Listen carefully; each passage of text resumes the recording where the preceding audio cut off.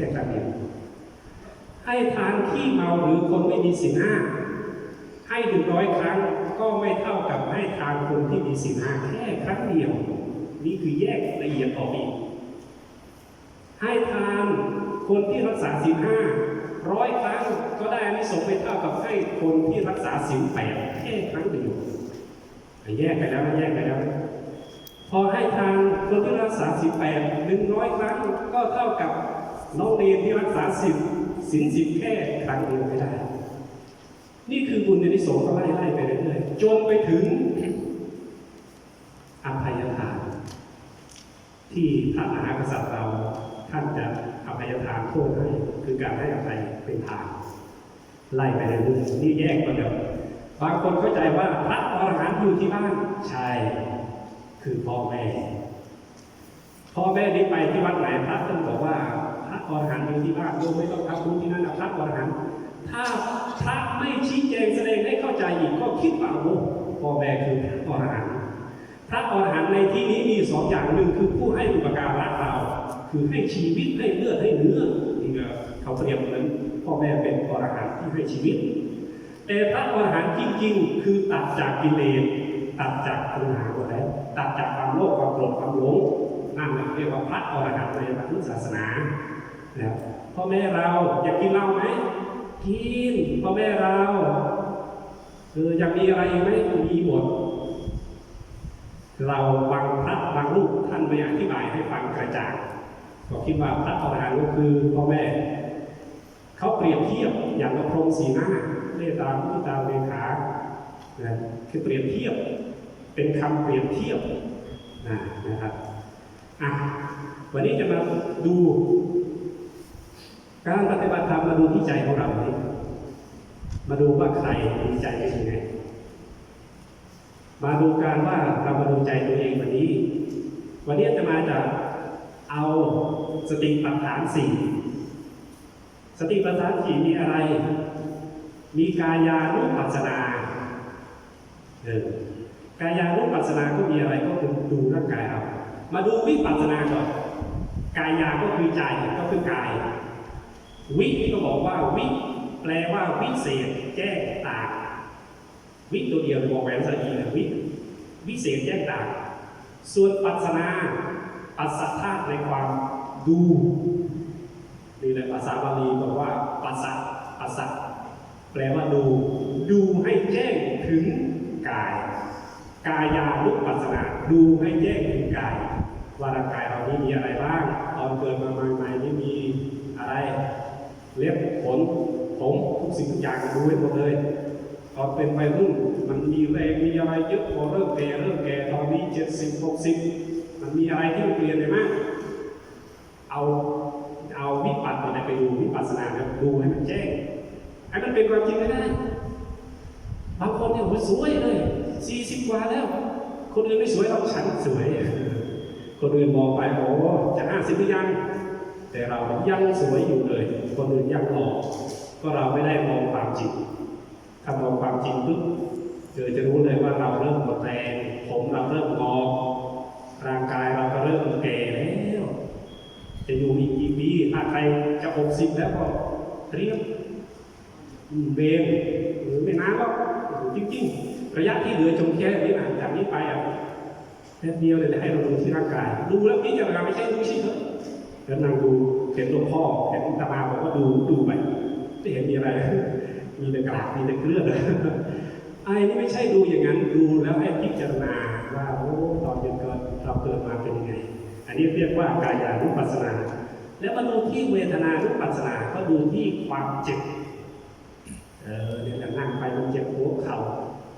มันเจ็บใจอยู่ดีๆไม่ว่าดีอยู่ในอบตไม่ดีพากันมาปฏิบัติธรรมให้หลวงพ่อวัดตะเกียบบนใสมาทำไมก็ไม่รู้อยู่พูดแบบนี้เลยแต่มันรู้กินไปหมดเลยดูเวทนานี่ก็ดูเลยแหละดูอาการเจ็บทุกสิ่งทุกอย่างในร่างกายเราทำไมมันต้องขี้ด้วยมันกินแล้วไม่อยู่ในนั้นเลยไม่ต้องหากินอีกกินทีเดียวจบแต่อันนี้ทำไมกินขี้มันเป็นเพราะอะไรแต่กินไปขี้นี่เขาแตกตายชูชก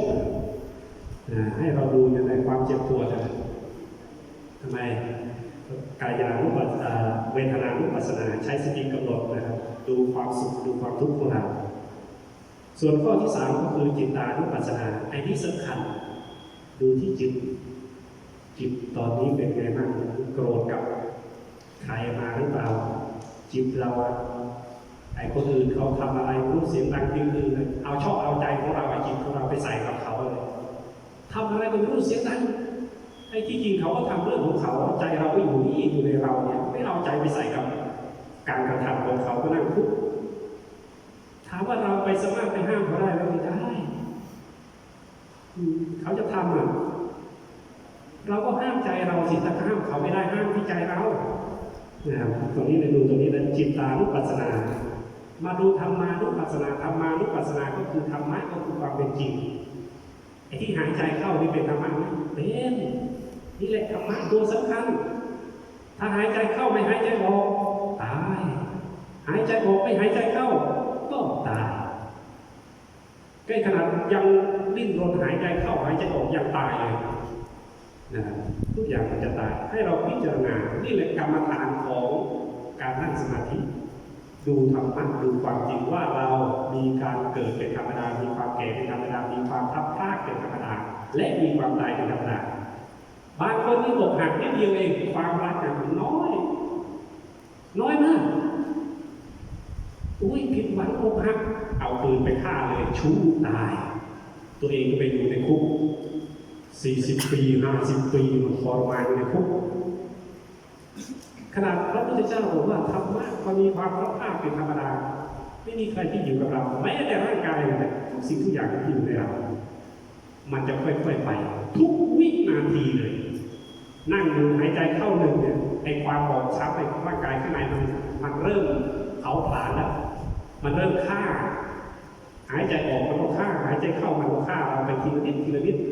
แต่เรายังประมาทอยู่ในวัยประมาทอยู่ในตัณหาตรงนี้เราคิดว่าเราต้อง80ตายเราไม่ได้คิดว่าพรุ่งนี้จะเป็นวันของเรา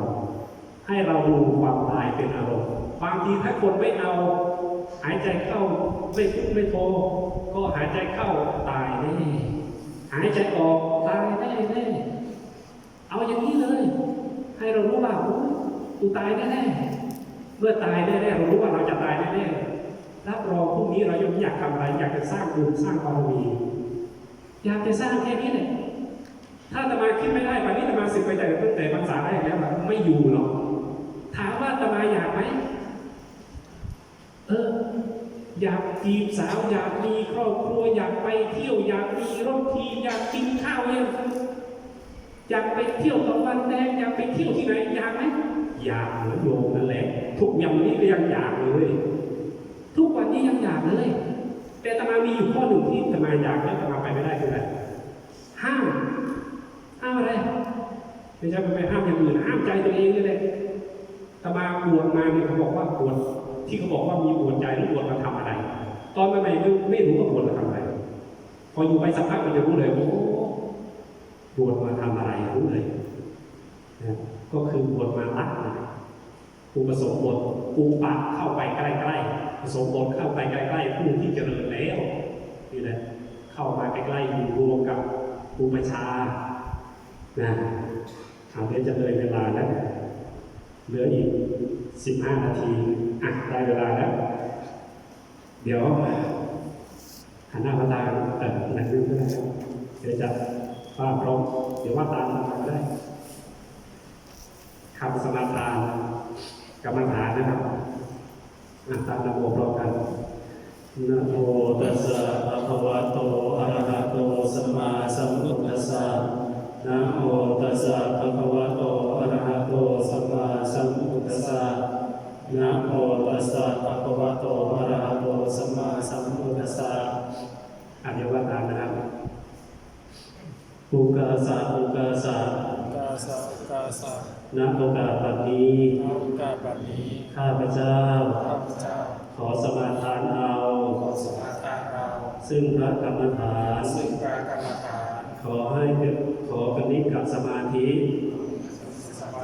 อุปจารสมาธิ ปัจจารสมาธิ อัปปนาสมาธิ อัปปนาสมาธิ และพระวิปัสสนาญาณ และปัจจารญาณ ขอจงมาบังเกิดขึ้น สองสงครามมันเกิดขึ้น ในขันธสันดาน ในขันธสันดาน ของข้าพเจ้า ของข้าพเจ้า ข้าพเจ้า ข้าพเจ้า จะตั้งสติกำหนดไว้ จะทำสติกำหนดไว้ ที่ลมหายใจเข้าออก ที่ลมหายใจเข้าออก ลมหายใจเข้าก็รู้ หายใจเข้าก็รู้ ลมหายใจออกก็รู้ หายใจออกก็รู้ สามหนและเจ็ดหน สามหนและเจ็ดหน ร้อยหนและพันหน และพัน ด้วยความไม่ประมาท ความไม่ประมาท ตั้งแต่บัดนี้เป็นต้นไป ต